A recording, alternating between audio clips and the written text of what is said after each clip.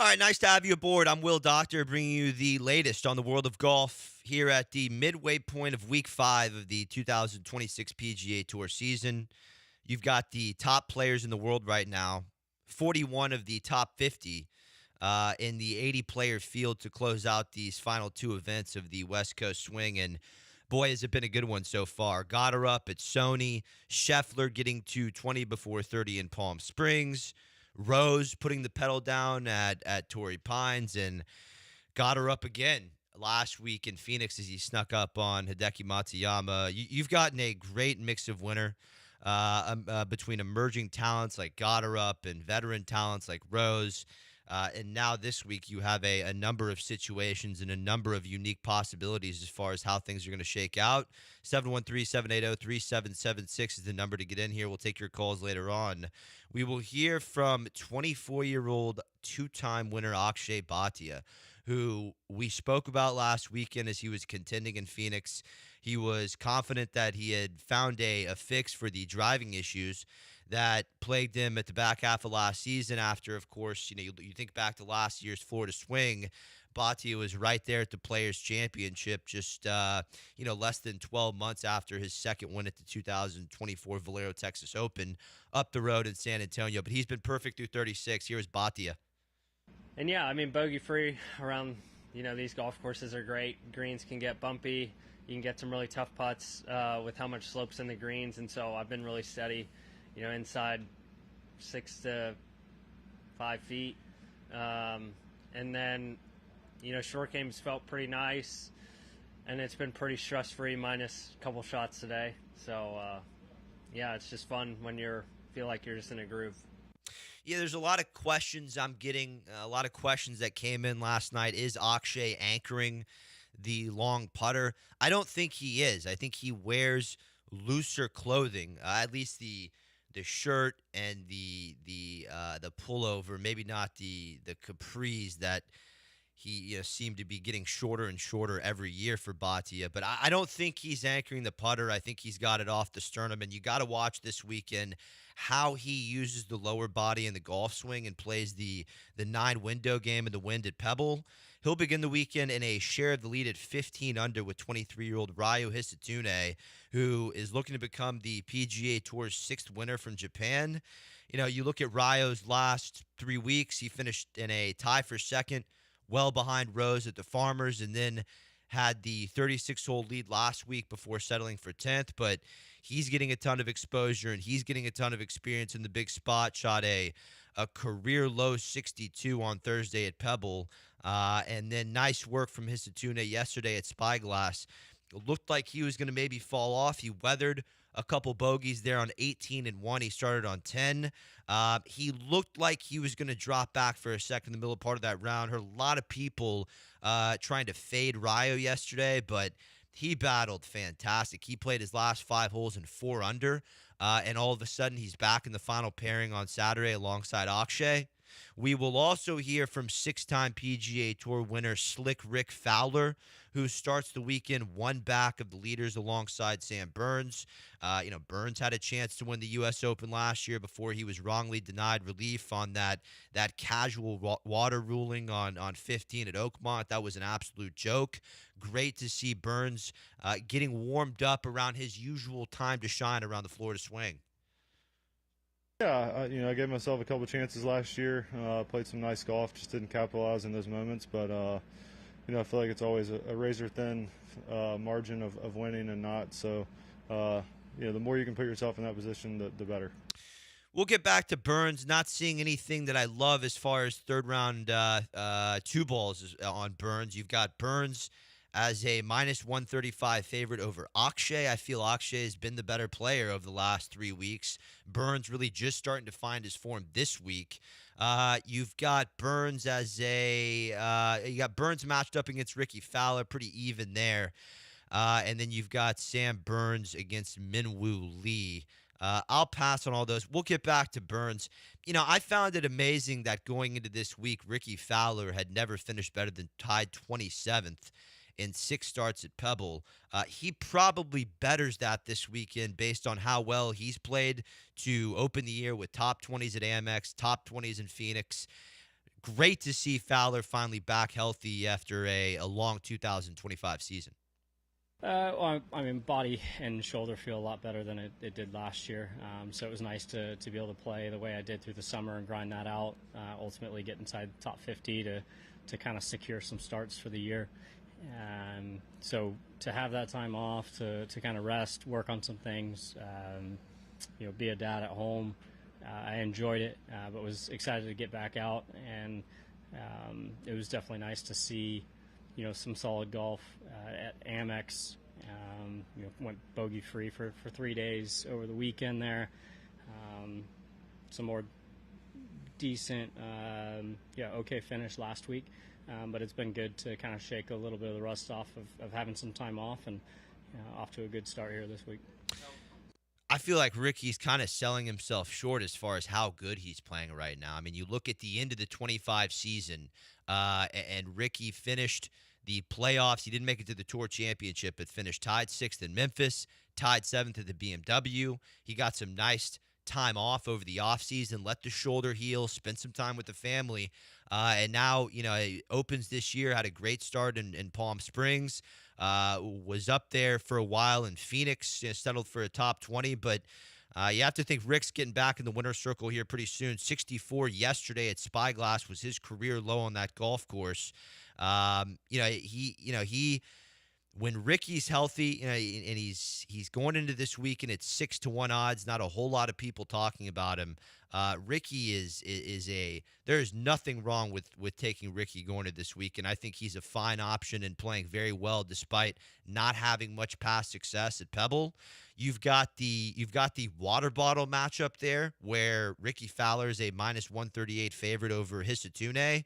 I'll pass there, but once again, expect Ricky to keep it going as he's top of the field in approach play going into the weekend.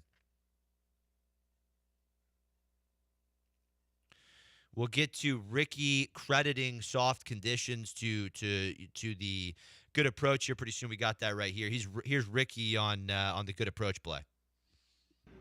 Yeah, I felt like I did a good job keeping things simple. The soft conditions definitely, make it a little more possible when playing from, the rough in certain areas.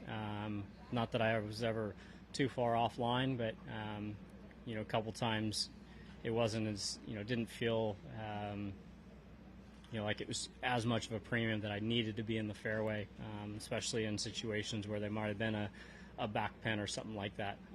Sometimes the rough can be a little bit of a benefit and not having to worry about the ball spinning. So I would say we did a good job, whether we're fairway or rough, kind of managing and, executing and hitting good shots. There were some poor ones, but the good ones definitely outweighed. But yeah, I'd say it is nice to hear the, strokes gained on approach. Definitely an area where when I have played some of my best, that's usually a spot that needs to be good. We're going to get to more gold from as far as course conditions. Jordan Spieth gave some comments about what players need to be expecting with the south wind at Pebble Beach today. We're going to get to that later on. We should probably watch out for Minwoo Lee, who shot a second round 66, put himself within 3 shots of the lead going to the weekend. We watched him win in similar soft conditions here at Memorial Park last April. He did not do a whole ton in 2025 after that win, but played very nicely over the winter in Europe and Australia. He did not finish better than 28th in either of his first 2 starts of this PGA Tour season, but the Aussie Open and those good performances over the offseason, that was not too long ago. I mean, that was still under 2 months ago. So plenty of good golf in the tank for Min. He's got a new driver and putter in the bag this week, feeling amazing with both. I feel like a lot of people are going to try to go with Min as a -125 favorite over Jacob Bridgman today. And I'd probably stay away from that as Bridgman rolled into this week off 3 top 20s in a row. How about Sepp Straka? He fired a couple rounds of 66 to start the week. He is 3 back in a share of 5th with Min and Bridgman. He won twice last year in Palm Springs and Philly. Really a breakout campaign for Straka, and he's someone to watch now that he found something with the driver late in round 2. I putted great, especially on the first 13, 14 holes. I didn't feel like I missed the putt. And then, I battled the driver all day. I hit my driver terrible. So I knew it was going to end up biting me a little bit.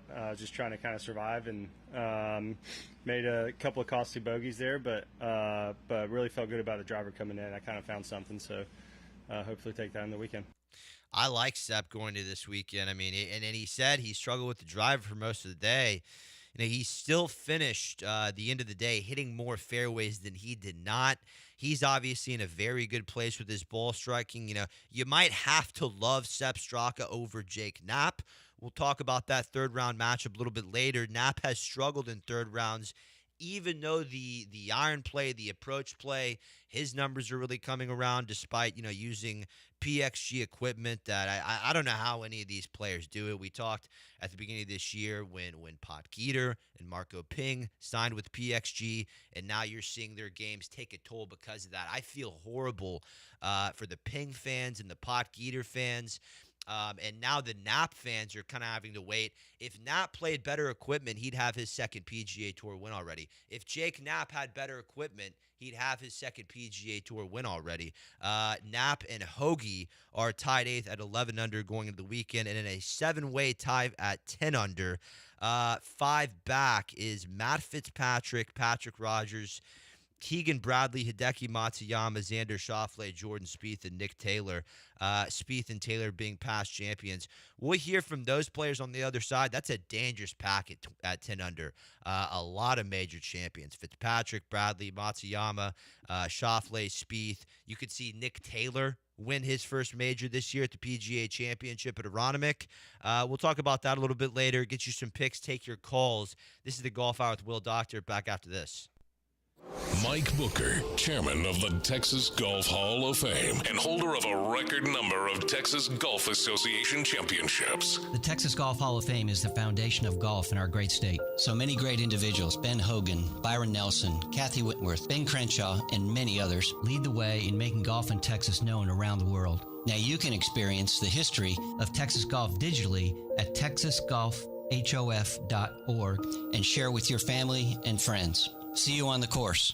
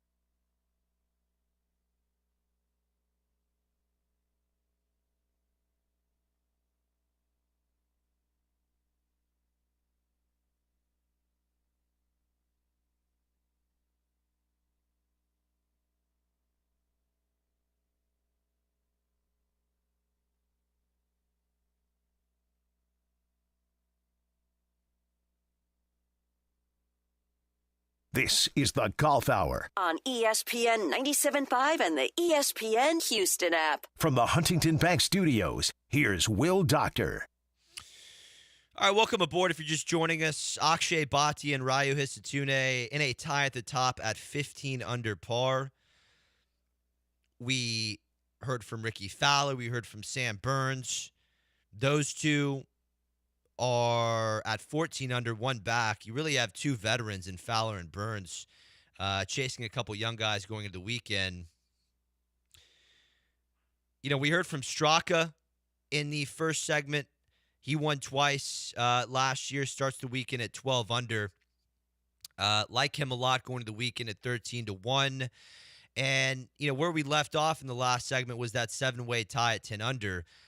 You know, Matt Fitzpatrick has been playing some great golf in the DP World Tour. You know, Hideki Matsuyama had a very close call in Phoenix last week. I mean, how about the fans in Phoenix trying to yell in Hideki's backswing? You know, it happened twice, once on the tee box in the playoff on 18, once on the putting green. I was watching the coverage yesterday at Pebble, and there's people trying to shout in Hideki's backswing again. I could not find that any more disgusting, really. I mean, I understand that golf needs to adapt a little bit. You know, some players maybe need to grow a little bit of skin as far as being able to clear the mechanism, clear out any distractions, go ahead and hit the golf shot. You know, you don't hear Patrick Mahomes, you know, complaining about noise in the NFL. You don't hear LeBron complaining about noise in the NBA. You know, if golf wants to be taken as a serious sport, I think the players, you know, they do have to toughen up a little bit as far as, you know, crowd noise. Hideki is a different story, all right? Hideki is an artist. Hideki is a savant. I don't want to hear anyone talking Hideki's swing again. You know, if he comes to Houston and you talk in his backswing, it is going to be a personal problem between me and you. Now, Hideki has a very good chance now that he's gotten the driver situated. He was hitting a little down on his driver last week, spraying it all over the lot. That has been cleared up, and with his short game, which is the best on the PGA Tour, you cannot rule Hideki out of this tournament sitting 5 back. Xander Schauffele is another one. Jordan Spieth playing very well. We're going to hear from Jordan later on. Let's go ahead and hear from Matthew Fitzpatrick after his second round 68, talking about the differences between Pebble and Spyglass. Yeah, it's obviously two very different golf courses. I feel like the green complexes at Spy are much more complex than here, but the greens are much smaller here, so you have to be accurate. I feel like it's a little bit more punishing off the tee around here as well. So, yeah, it's you kind of just judge each day as it comes. You know, I feel like I played solid the first 2 days, so I'm happy with where everything's at. You know, I mean, you look at Fitzpatrick's offseason on the DP World Tour. He went tied 6th at the British Masters at the end of August, solo 5th at the European Masters, tied 5th at the BMW PGA, and then beat Rory in a playoff at the DP World Tour Championship. I'm not sure why more people aren't talking about Fitzpatrick making a move today, but he's got very elite talent around him. Good to see Xander Schauffele back in the hunt after his streak of 72 made cuts in a row came to an end last week. He's excited to see the weekend in this no-cut field at Pebble. Here was X on that streak coming to an end last week. Yeah, it's I definitely took pride in it. You know, I don't think I would have clipped that number if I wasn't trying. I had some pretty incredible goes at the cut line, you know, where just thinking back over a certain stretch, even before that stretch, you know, being in 140th and shooting 600 in the last 9 to make the cut, or holing out at Riviera on the 17th hole out of the fairway and then having a 2-putt in the dark on 18. So I get how people sort of romanticize over cut lines and things of that nature, because I live and die on it a lot of times. So nothing's more rewarding than making the cut on the number or one ahead and shooting nothing on the weekend and almost winning. That's sort of the best thing for me, at least. It's kind of a hard week's worth of work. 72 is still, what a run. I mean, when you talk about the best consecutive cut streaks of all time, obviously, you know, Tiger made 142 cuts between 98 and 2005. And that was back in a time when there was a cut at every tournament. Byron Nelson made 113 cuts in a row between 1941 and 1948. That was the record that stood for 50 years before Tiger passed it in 05. And Jack Nicklaus also had a phenomenal made cut run. He made 105 consecutive cuts between 1970 and 1976. So hats off to Xander there. We'll take a call. We'll go to Roger in Nacogdoches. He is on the subject of Pebble Beach, and speaking of Jack and his made cut streak at 105. I know Roger spent a little bit of time around Jack over the years. Roger, how you doing this morning? Very good. I can't say beautiful day at Wild Spring Dunes like I did last time. It's a little misty, but it's always a beautiful day when you're on a beautiful golf course. And now, is the day going to be canceled for you up there, Roger? They're playing right now, and it's a good day to play. You get to hit your ball through the fog. Yeah, well, but it should clear up here a little bit later. Is the fog going to burn off? Should we send listeners up there for a tee time later on if there's something available? Check back with me in about 2 minutes because it's a constantly changing weather event up here. But I believe they're going to get through the day. Okay, so what about, and we'll get back to that. What about Pebble Beach? And you are a phenomenal caddy, Roger. You've caddied for some of the best players in the world, and now we're going to hear from Spieth in just a little bit about how he's talking about how a south wind at Pebble Beach makes that front nine a whole heck of a lot harder. Is that something you agree with? Oh, most definitely. My ex-mother-in-law lives on the course between 3 and 4, so I spent some time out there. I don't think I'm welcome at the present, but back in the day, I spent some time there. And so I know the course pretty well. And I went around with Spieth at the Shell Houston Open the year that he won his first Masters. I'm not Greller, but you go around in Pro-Am, and so, you're spending time with him on the course and get to speak with him quite a bit. And he's very approachable. I've been in a number of those, and he's a very approachable golfer. Jack Nicklaus is a little bit of a different story. Jack is Jack. Well, actually, he's Mr. Nicklaus. And I don't have any Pebble stories about Jack, but when I was with Environmental Golf out of Calabasas, California, we built the Lake Sherwood Country Club for Mr. Nicklaus. And if you're not familiar with it, on the opening scene of MASH, when the helicopters are flying in and they go over a hill, that's the hill that the golf course was built on. And I believe Wayne Gretzky has a house on top of that hill. Well, not a house, a mansion, palace. And so you were on the team that built all that, Roger? Yes. It was Environmental Golf out of Calabasas, California. And I worked for Gene Ginelli, whose son is Massimo Ginelli. That's the designer, and had a little problem with college scholarships, and that's a total different story. But so I walked the course the first time with Paul Amon, our director of golf, and Scott Jones, who was the superintendent of the course, and Mr. Nicklaus. And I wasn't nearly as loquacious at the time, and you don't talk to Jack Nicklaus, you listen to him. And so we walked around the course. It was Mr. Nicklaus' first time to see the property, and you can just hear the wheels turning. He can look at a raw piece of land and say, I'm going to put a green here, and he takes mental notes. And then later on, he comes out with his assistant that takes actual notes. And so there was a problem. They had a bush there, a weed, called the red fern or something, and it's California, and they're not just tree huggers there, they're weed huggers in more ways than one. Mm-hmm. And so we were having problems with that, and I called Mr. Nicklaus at the Golden Bear offices in Jupiter, and I didn't expect to actually speak to him, but I spoke with him, and I said, Mr. Nicklaus, we're having trouble with the course down this road. And he said, oh, you're the big oak tree that's in. He's describing it, perfectly. So he actually, obviously has a eidetic memory.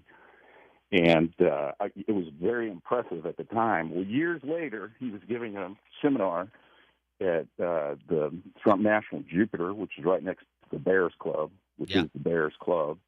And they sent me out to meet and greet him at the entrance.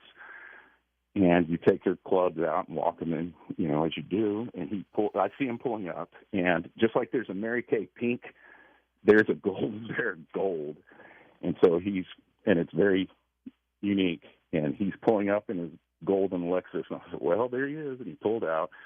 I'm getting bag out of the, out of the trunk. Yep. And I said, "Mr. Nicholas, I met you before at Lake Sherwood." And he stops me. He says, "I remember you, Roger." Wow. Oh, wow. And how many years later was that, Roger? About 25, 30 maybe. Wow. He's sharp. He is sharp as a tack. Physically, it's tougher to fight Father Time. Things happen. But mentally, this man is as sharp as a tack, and he's one of the sharpest minds I've ever been around, and not just in golf. He is just a super intelligent, sharp-minded individual. So Roger, Lake Sherwood opens in 1989, and basically what you're saying is he walks the property once, and it's photographically raw property. No, there's no layout, no greens, no holes, but he's got it perfectly pictured between the ears. Is that right? Exactly. He knew exactly where this tee is going to be, where this he's built over 400 courses.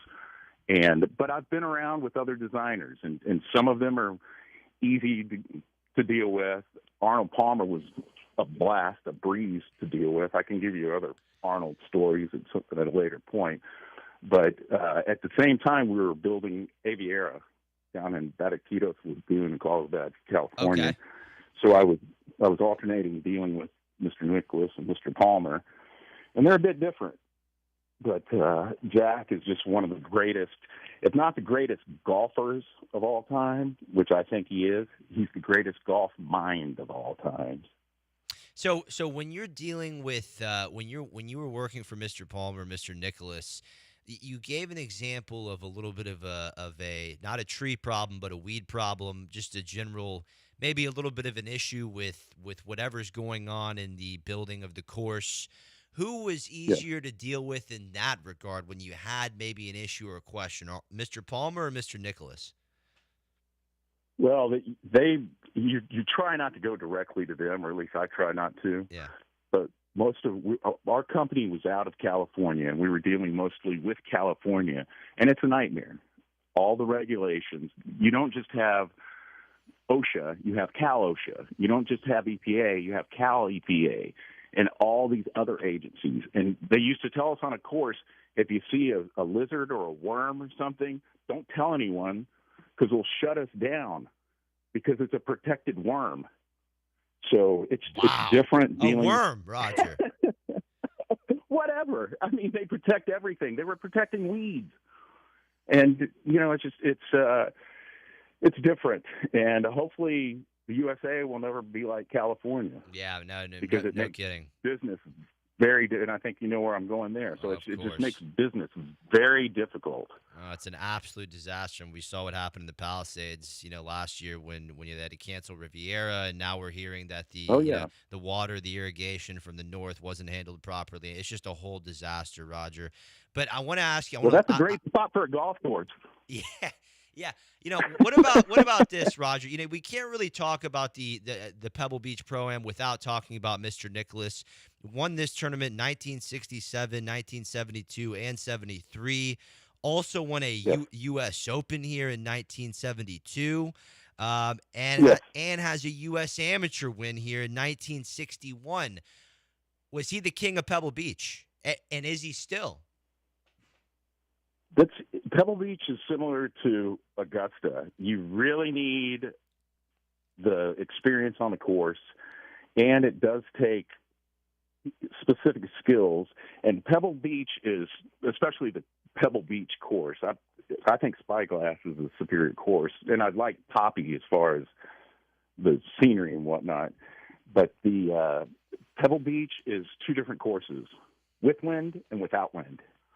And 7, for example, 106-yard par 3, most people would scoff at that. But if you're hitting into a 4-club wind, it makes it quite challenging. And well, Spieth said that some of the holes on the front nine, a couple of the par fives gettable in two. You've got some gettable par fours, and the south wind today that's going to be presented completely changes that. So I wanted to get your feel as a caddy on how that adjusts, and I absolutely loved your stories of Nicholas, and I actually had no idea, Roger, that you were working under both Mr. Nicholas and Mr. Palmer. That's that is fascinating, especially with the Nash intro over the hill, and the view of Lakeside. That's unbelievable. Oh, and next time you watch the opening scene from MASH and you see the helicopter coming in, that isn't South Korea. That's Sherman Oaks, California, which is now Lake Sherwood Country Club. Unbelievable, Roger. Have a great day. I hope the Yes, sir. weather stays dry, and we'll talk here soon. I appreciate you chiming in on the conversation, guys. We're gonna take a quick break. Houston, looking for a crisp, refreshing beer with real taste and no junk? Try 8 Elite Light Beer, the new light beer of Hall of Famer Troy Aikman. It's brewed with just water, malt, and hops, no additives, no sweeteners, with only 90 calories and 2.6 carbs for a clean finish that you will absolutely love. Right now, Woodrow's is pouring 8 on tap at Little Woodrow's Edo off St. Emmanuel. Perfect for game day, happy hour, or just kicking back with friends. Go grab one at Woodrow's or have 8, whatever you're feeling. And if you're staying in, you can pick up a case at H-E-B or Brookshire Brothers and keep the good times going from home. 8 Elite Light Beer. Lose the additives, keep the taste. Grab yours today.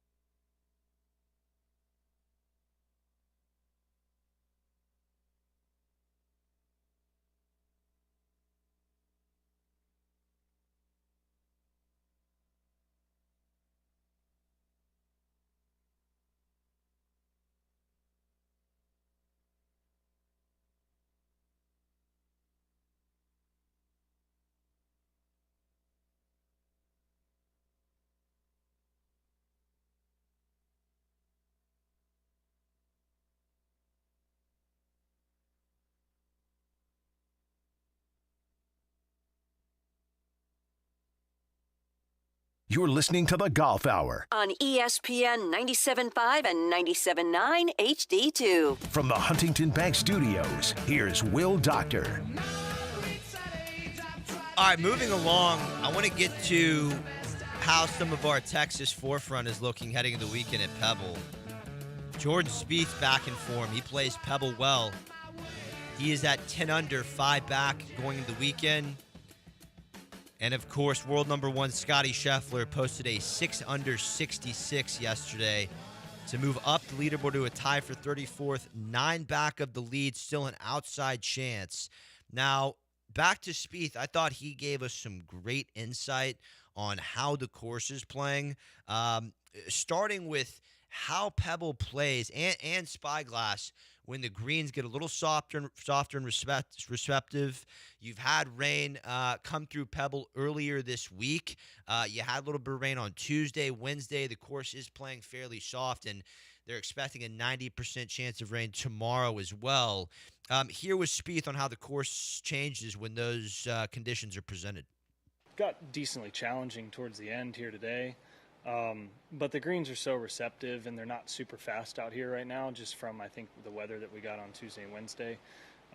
So, when it's soft in the rough, whenever greens are soft, scoring's low. It's just the way it is. And when they're firm, scoring goes up. So I don't expect it to stay that way with what's forecasted, and being a south wind, some of these easier holes that are on the front 9 become challenging. So you're going to really have to control the ball well, keep it under the hole, and and have good speed control. So stuff that Pebble's going to show more of its teeth the next 2 days, and I'd still probably imagine the winning score would be right around 20.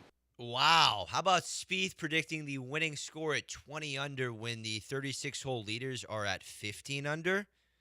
That means Scheffler only needs 65 to get to 20 under. That's something to keep an eye on. But really, the meat of what Spieth is talking about here, and how we use that to formulate predictions.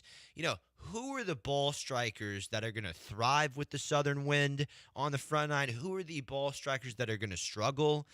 I think Akshay Bhatia, the 23-year-old who has a share of the 36-hole lead, great ball striker. I don't think he's going to have any problems with the wind. Hisatune, we'll see. He's still early on in his experience in the big spot. Ricky Fowler's been in this situation a lot. Not the longest hitter on the planet, Ricky, so be careful with him in that south wind. Let's see. Minwoo Lee, powerful driver of the golf ball. Jacob Bridgman, a little bit of a below-average driver as far as distance. He could struggle with that south wind. Keegan Bradley could have a great day. Keegan opened 63 at Spyglass, regressed a little bit with a 71 in round 2 at Pebble. He's still only 5 off the lead, someone who's gotten the job done in the big spot over the last year, a veteran who's played Pebble pretty decently over the years. So we'll see. Here was a little more from Spieth on the exact holes at Pebble that are going to be impacted by that south wind. Well, instead of driving it up right next to it on 4, that'll be into, and then 6 is going to be a monster. You're going to driver 3 with just up the hill. 7's going to change dramatically from a little sand wedge to who knows what guys might have to hit over the next 2 days there. 5 will be, it always is a pivotal par 3 when the pins get going in the back of the green, but now it's going to be kind of right in your face off the right. So, it's really the whole front 9, right? 9 guys are driving it down to the bottom. Now you're going to have to hit 2 or 3 irons into 9, 10 instead of wedges. So, the wind makes such a difference here. Obviously, then you turn the other way and you get the downwind holes, but when it's windy, that doesn't necessarily make it easier when it's down. So, if you can control your distances both directions, you should still get enough chances with receptive greens. Here's Colton. Any matchups that stick out today? And he specifically asked Straka over Minwoo Lee. I'm not too high on fading Minwoo today, considering he finished tied 17th here last year. And, he has had some good recent play despite not playing that well in these first 2 events to start the season. You have to remember 10th at Bay Current, tied 5th at the BMW Aussie PGA at the beginning of December, and then tied 14th a week later at the Australian Open. I don't think that Min Woo Lee is really the fade option. I think if you're playing the numbers game, it would have to be Sepp Straka over Jake Knapp. There's a couple different books offering that with Straka as a minus 108 favorite. I'm simply going off of who has the better third-round scoring average, who has closed more in the big spot. That is Sepp Straka on both. Now, tell you someone who is not worried about the wind. That's Akshay Bhatia. Listen in. Yeah, I mean, I always love playing in the wind. I love, when it gets tough and you have to think more. And I've always been a player that never hits like one shot. So it's fun for me. And I think, Joe and I seeing the same shots, him being a lefty, is pretty fun and exciting for us to kind of get in those conditions. Yeah, listen, I don't think Akshay, I think there's a good chance he could take this the distance. I know he's young. We saw him in a situation to do this at the Players last year, and ultimately did not get the job done. It's funny, Min Woo Lee was actually the one tied with Akshay at the 36-hole point at the Players. But Akshay, he's been there. He's been there. He was contending last week in Phoenix. He won the 2024 Valero Texas Open, which can be one of the windier spots on the PGA Tour. I don't think I would not be shocked at all if Akshay was your winner tomorrow. A lot of good chasers. Scheffler's still 9 back. Tommy Fleetwood is 9 under and a tie for 17th, 6 shots back. Two-time major champion Xander Schauffele is at 10 under, 5 back coming off the missed cut. So a lot of great players in the mix. Let's get to a call here. Let's bring in Tanner Bandini. He caddies for Conroe's own Chad Sewell on the Korn Ferry Tour. He joins us now for a little KFT review and Pebble Beach conversation. Tanner, what's cracking this morning? How are you, my friend? Good, man. How are you this morning? I'm doing good. Let's get up to date in your world first before we get to Pebble. You're starting on a new journey this season. Once again, we're talking to Tanner Bandini, great caddy at Whispering Pines Golf Club, and has caddy experience all over the world, Asian Tour, Sunshine Tour, and he's only a few years removed from college, so really getting a grip on the career forefront as far as professional caddying is going. And now with Chad Sewell to start this season. And Tanner, listen, commendable start in some tricky conditions in South America first couple weeks. You got the top 25 in Panama. What has your experience been like to start this year 4 tournaments in? I tell you what, man, it was a perfect 2 weeks to start. Obviously, I was not with him in the Bahamas, so my first 2 events were Panama, Colombia. And, I mean, you talk about 2 completely different golf courses to get your brain going to start the season. I mean, we're in Panama, and that course, it wasn't – They call it, I thought it was funny, they call it the poor man's major. I mean, the scores, nobody really goes super low out there. Long course, grainy greens. In previous years, it had been a lot more firm, but with the rainforest right there, we got a little rain, which made the greens a little more receptive. But, I mean, you're talking firm golf course, incredibly tough walk, a lot of elevation changes. And, I mean, he shot two under 4 days, tied 24th, which was a heck of 4 days of golf, if you ask me. It's unbelievable golf course up there in Panama. That's a big-time result at the pro level, Tanner. And really, I know tied 23rd was the final result. He was only 9 off the lead. And when you look into that leaderboard, there was only 3 guys better than 3 under par. So, yeah, that had to have been a start you were very proud of. Oh, absolutely. I hate tooting my own guy's horn. After 2 weeks, man, he's a dream to work with. His mental game through the roof. I like his odds. When you put a beast of a golf course in front of him, I'm taking my horse over anybody. His mental game's great. His putting's great. Hits it straight as a string. The harder the golf course, I love that guy's odds. I love it, Tanner. Now, when you get together with a new player, and we can use Chad as an example here of the last couple weeks. What's been the biggest learning curve for you? Is it getting to know your player better, or is it your preparation at the golf course that gets sharper? I think it's a little bit of both. I like I met him. He's a Conroe Country Club guy. So 3 or 4 times before we hit the ground running, I went there, and kind of the first couple times you just sit there and shut up and just listen to how his brain works, listen to how he sees things, what he envisions, and kind of try to pick up on some patterns he likes or some patterns that he could possibly struggle with. And then obviously golf course preparation, because then you go to Columbia, and I mean, it pours down rain every day. You're 8,600 feet above sea level, so just getting those numbers and getting those numbers right is, I mean, he had to have hit 1,000 balls on the range with the foresight, and we're crunching numbers, trying to figure out what works, what doesn't, and he's a big knockdown shot kind of guy. Wow. So figuring out, are those 10%, 15%, trying to figure out those knockdowns just as well as full shots, and obviously missing the cut by wanting Columbia, you see that, and you don't see the 7 lipped out putts or Right. the control. Well, the I wanted shots I wanted to ask you about Columbia, because you were sending me pictures and the course looked underwater, Tanner. I will give it to them. That draining there was a lot better than I expected. I mean, that course was flooded. It was that Friday. I mean, it came in hard, and everyone's sitting up in the locker room thinking there's no chance we're going to play. And then next thing you know, they say, you got an hour to get ready. The greens are pretty much flooded. Bunkers are flooded. And then within that hour, we get out there.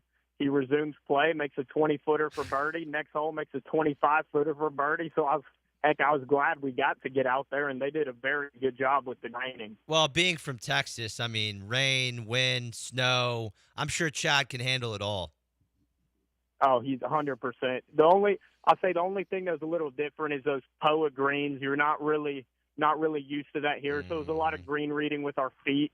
I prefer the challenge of some grainy greens, what I'm used to with Whispering Pines and these courses around here. So it was a little different, but I thought we had a great game plan. All right, here's my last question from a KFT and caddy perspective. Then I want to get to a couple topics on Pebble with you.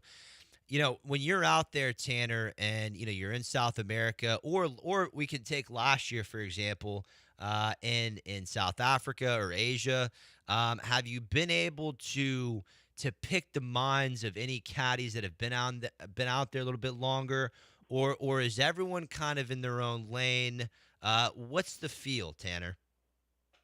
I think it's a little bit of both. There's obviously a good amount of caddies out there that, it's kind of a little fraternity, so everyone does want to help each other out, and there's a lot of a brotherhood out there where I would say 8 out of 10 of the guys are always willing to help, and I'll never act like I know it all. I still consider myself new to this game, so I'm trying to always find out any little details that I can, and there's been a lot of very helpful caddies.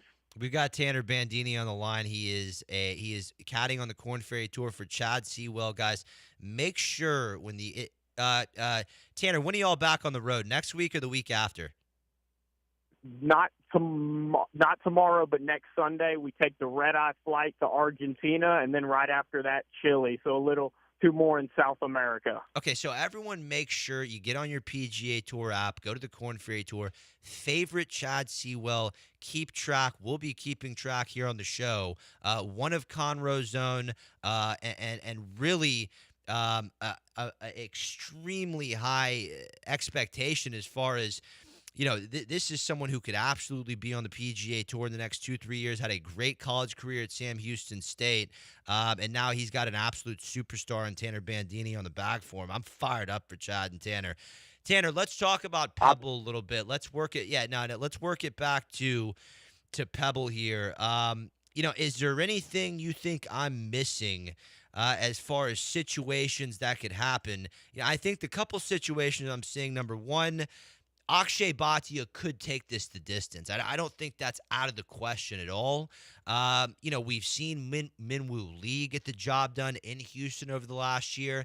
Sepp Straka was an absolute killer in 2025 with 2 wins.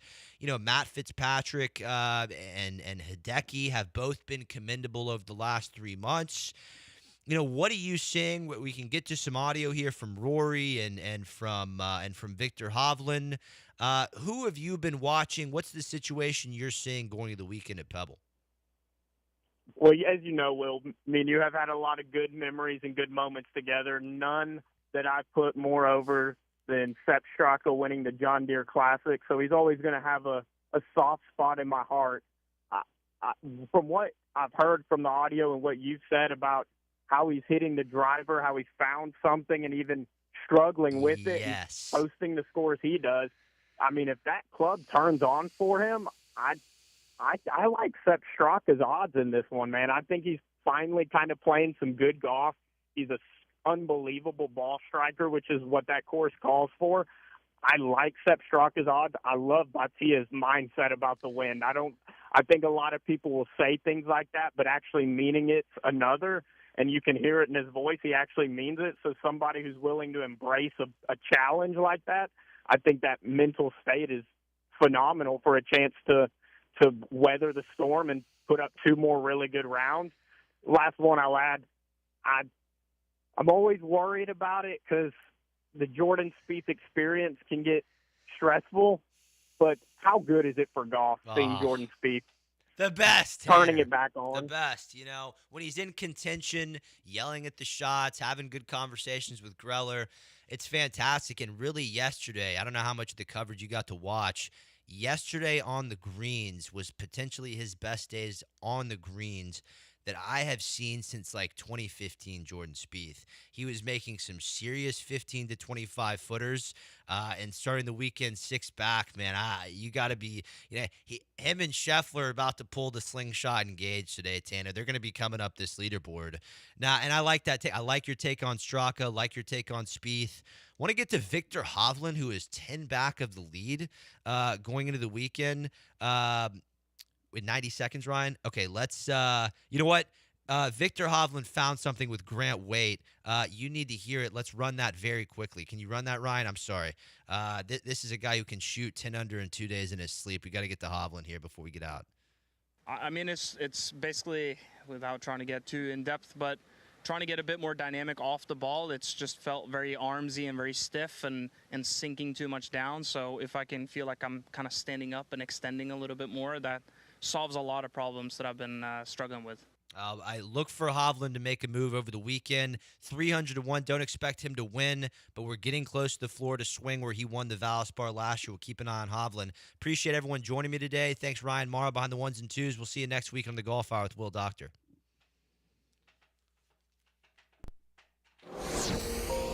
Mike Booker, chairman of the Texas Golf Hall of Fame and holder of a record number of Texas Golf Association championships.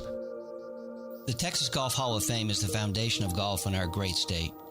So many great individuals: Ben Hogan, Byron Nelson, Kathy Whitworth, Ben Crenshaw, Babe Zaharias, Tom Kite, and many more lead the way in making golf in Texas known around the world. Learn about the historic golf courses and the individuals that promoted the game through leadership, teaching, and passion. Texas and golf go hand in hand in the history of the game and camaraderie. Together we can honor the past, celebrate the present, and inspire future generations of Texas golfers. Golf is a sport for everyone, and I encourage you to experience the history of Texas golf digitally at texasgolfhof.org and share it with your golf family and friends. That's texasgolfhof.org. See you on the course. ESPN 97.5. The John Clay Wolf Show. Here's what's going on in the Wolf Pack. Bobo, we appreciate you. Thanks, man. Gigi doesn't. She said, no, you left me hanging, but whatever. I still love you. And I was there first. You're talking about the show meeting we had yesterday. She's the only one that showed up. Yeah, and I'm sitting there like, yeah, guys, I'm 3 minutes early. Right. What the heck? That was 50-1 odds in Vegas. The John Clay Wolf Show. Every Saturday morning. ESPN 97.5. Lance Zerline here. Rodeo season is here. Republic Boot Company is the place to be. Just off 11th and Stewart in the Heights. Step into the heart of Texas craftsmanship. It's the only place you can buy their 1836 line of handmade 100% leather boots, and they can even customize to fit for your unique foot the same way you break in a baseball glove. Pick up a sport coat, cowboy hat, enjoy a free beer. I'm talking about everything to get you rodeo ready from head to toe. Republic Boot Company, where tradition meets style. Go to their website, republicbootcompany.com. Mike Holly, class of 1990, has been protecting the interest of Cougars for over 30 years. First as a Cougar offensive lineman and now as president of HR&P. HR&P provides comprehensive human capital management services, including HR compliance, benefits administration, and payroll. Don't struggle with the demands of human resources. Let HR&P eliminate these burdens and customize a plan that fits your business needs so you can get back to growing your business. Learn more by visiting hrp.net/U of H. That's hrp.net/U of H. Jeremy Branham here. If you're looking for a cozy winter escape, Two Creeks Crossing Resort has you covered. From November through February, you'll get 40% off all cabin rentals and 20% off nightly RV stays. That's the 40-20 discount. Perfect for relaxing by the fire or exploring the beautiful outdoors. Book your stay now at twocreekscrossingresort.com and make your winter getaway one to remember